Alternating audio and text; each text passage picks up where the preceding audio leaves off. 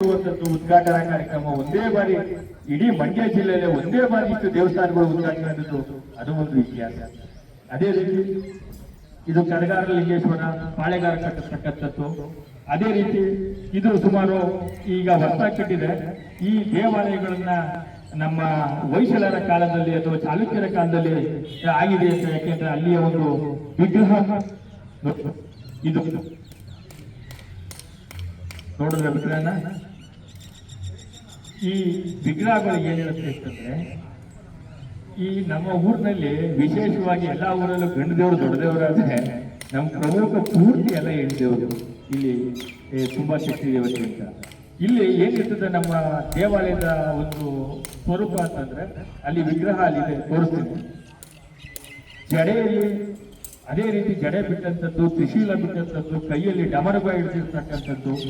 ಇದನ್ನ ಶಕ್ತಿ ದೇವತೆ ಶಿವನ ಧರ್ಮಪತ್ನಿ ಪಾರ್ವತಿಯ ಒಂದು ನೆನಪಿನಲ್ಲಿ ಅವತ್ತು ಆಳಿದಂತ ಗಂಗರಸರು, ಚಾಲುಕ್ಯರು, ಹೊಯ್ಸಳರು ಅತಿ ಹೆಚ್ಚು ಶಿವನ ಭಕ್ತರು.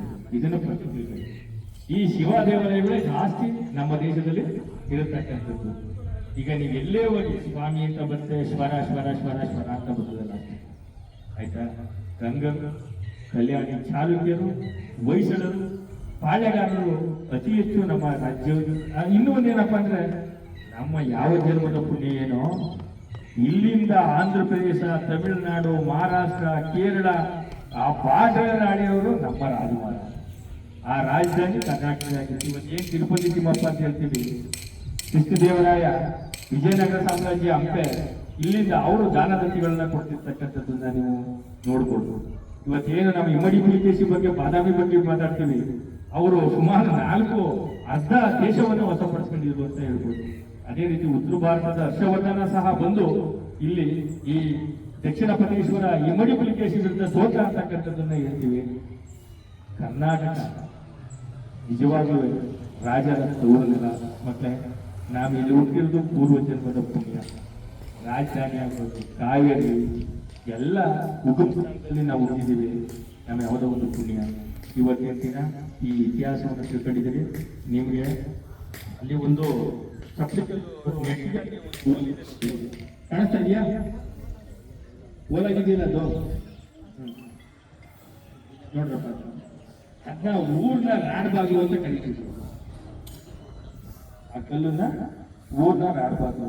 ಯಾವುದೇ ಒಂದು ಮೃತದೇಹಗಳನ್ನ ತೆಗೆದುಕೊಂಡು ಹೋಗ್ಬೇಕಾದ್ರೆ ಇಲ್ಲಿ ಹೋಗಿದ್ದು ಕಾರಣಾಂತರದಿಂದ ದೇವಾಲಯದಲ್ಲಿ ಸ್ಟಾಪ್ ಮಾಡೋದು. ಅಲ್ಲಿ 2 ಕಲ್ಲುಗಳಿದ್ವು ಆ ಕಡೆ ಈ ಕಡೆ. ನಮ್ಮ ಉದ್ಘಾಟನಾ ಕಾರ್ಯಕ್ರಮದ ಒಂದು ಕಲ್ಲು ಸ್ವಲ್ಪ ಹೆಚ್ಚಾಗಿ ಇದಾಗೋಯ್ತು. ಅದು ಒಂದು ಬಾಗಿಲು, ಅದು ಊರ್ನ ಬಾಗಿಲು. ಇದು ಹಳೆ ಊರು, ಈಗ ಹೊಸದಾಗಿ ನಿರ್ಮಾಣ ಆಗಿದೆ ಅಂತ. ಈಗ ಬಡವರಿಗೆ ಬಾಗಿಲು ಇದು ಹಳೆ ಊರು. ಆಮೇಲೆ ಒಂದು ಗ್ರಾಮ ಅಂದ್ರೆ ಮುಖ್ಯವಾಗಿ ಏನಿರ್ಬೇಕು, ಮಾರಿಗುಡಿ. ಮಾರಿಗುಡಿ ಇದ್ರೆ ಅದು ಗ್ರಾಮ ಅಂತಂದ್ರೆ. ಮಾರಮ್ಮ ಇದ್ದರು. ಮಾರಮ್ಮ ಯಾರು? ಆ ಊರನ್ನ ಕಾಯೋರು. ಮಾರಮ್ಮ ಅಂದ್ರೆ ಯಾರು ಅಂತಂದ್ರೆ, ನೀವು ಕೇಳಿರ್ಬೋದು, ಅಯ್ಯೋ ನನ್ನ ಮಗುಗೆ ಭೀತಿ ಆಗ್ಬಿಟ್ಟೈತೆ, ನನ್ನ ಮಗುಗೆ ಇದಾಗ್ಬಿಟ್ಟೈತೆ ಅಂದ್ಬಿಟ್ಟು ಆ ತಾಯಿಯನ್ನು ಪೂಜೆ ಮಾಡ್ತಾರೆ. ಊರಿಗೆ ಒಂದು ಮಾರಿಗುಡಿ ಇರಲೇಬೇಕು. ಒಂದು ಗ್ರಾಮ ಅಂತಂದ್ರೆ ಮುಖ್ಯವಾಗಿ ಮಾರಿಗುಡಿ ಸೇರೋ ಊರು. ಅದಕ್ಕೆ ಪೊಲೀಸ್ ಸ್ಟಾಫಿಂದ ಕ್ವಶನ್ ಮಾಡ್ತಿರ್ತೀವಿ, ಗೊತ್ತಾಯ್ತಾ? ಮಾರಮ್ಮ ನಮ್ಮನ್ನ ಕಾಯುವಂತ ತಾಯಿ ಅಂದ್ಬಿಟ್ಟು ಅವಳಿಗೆ ಪೂಜೆ ಪುರಸ್ಕಾರಗಳನ್ನ ಮಾಡ್ಕೊಂಡು ಇವತ್ತಿನಿಂದ ಸಾವಿರಾರು ವರ್ಷಗಳಿಂದ ಇದು ನಡೆದು ಬಂದಿದೆ. ಇದೇ ರೀತಿ ಮಾರಮ್ಮ ದೇವಾಲಯ, ಅದು ಪಕ್ಕದಲ್ಲಿರ್ತಕ್ಕಂಥದ್ದು ಅಂಚಿದೇವಮ್ಮ ದೇವಾಲಯ ಅಂತ ಒಂದು ಬರ್ತದೆ. ಅದು ಮನೆ ದೇವರು ಅಂತ ಕರಿತೀವಿ.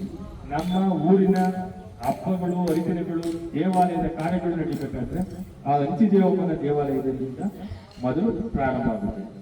ಅಲ್ಲಿ ನಾವು ಪೂಜೆ ಪುರಸ್ಕಾರಗಳು ಅಲ್ಲಿಂದ ಸ್ಟಾರ್ಟ್ ಆಗುತ್ತೆ. ಈ ಊರಿನ ಯಾವುದೇ ಮೊದಲನೇ ಪೂಜೆ ಇದ್ರೂ ಸಹ ನಾಡಗೌಡರ ಮನೆಯಿಂದ, ಈ ಹಳ್ಳಿಗಳಲ್ಲಿ ನಾಡಗೌಡರ ಮನೆಯಿಂದ ಪೂಜೆ ಬರುತ್ತೆ. ನಾಡಗೌಡರು ಅಂತ ಗೊತ್ತಾಯ್ತು, ಜಾನಗೌಡರ ಮನೆ, ರಾಜ ಅವ್ರ ಮನೆಯಿಂದ ಮೊದಲು ನಮ್ಮ ದೇವತಾ ಕಾರ್ಯಗಳು ಸ್ಟಾರ್ಟ್ ಆಗುತ್ತೆ, ಶುರುವಾಗುತ್ತೆ. ಈ ದೇವಸ್ಥಾನದ ಮುಸಬರಿಯಲ್ಲಿ ಪ್ರಮುಖ ಪಾತ್ರ ಅವ್ರದ್ದಿರ್ತದೆ. ಅಂದ್ರೆ ದೇವಸ್ಥಾನ ಅವ್ರದಲ್ಲ, ಆ ಪೂಜೆಯ ಪುರಸ್ಕಾರಗಳಲ್ಲಿ ಅವ್ರ ಮನೆಯಿಂದ ಬರ್ದ ಪೂಜೆನ ಮುಂದುವರ್ಸಕ್ಕೆ ಗ್ರಾಮದಲ್ಲಿ ಹಬ್ಬವನ್ನ ಮಾಡಕ್ಕೆ ಸಾಧ್ಯತೆ ತುಂಬಾ ಕಡಿಮೆ. ಪ್ರಮುಖವಾಗಿ ನಾಡಗೌಡರ ಮನೆಯಿಂದ ಪೂಜೆ ಬರಬೇಕು. ಅದೇ ರೀತಿ ಗ್ರಾಮಗಳಲ್ಲಿ ಯಾಕೆ ನಾವು ನಗರ ಪ್ರದೇಶಗಳಲ್ಲಿ ನಾವು ಇಷ್ಟಪಡೋದಿಲ್ಲ, ನಮ್ಮ ಆಚಾರ ವಿಚಾರ ಸಂಸ್ಕೃತಿ ಉಳಿದಿರ್ತಕ್ಕಂಥದ್ದು ಹಳ್ಳಿಗಳಲ್ಲಿ. ಯಾಕಪ್ಪ? ಗ್ರಾಮೀಣ ಪ್ರದೇಶದ ಹಬ್ಬಗಳು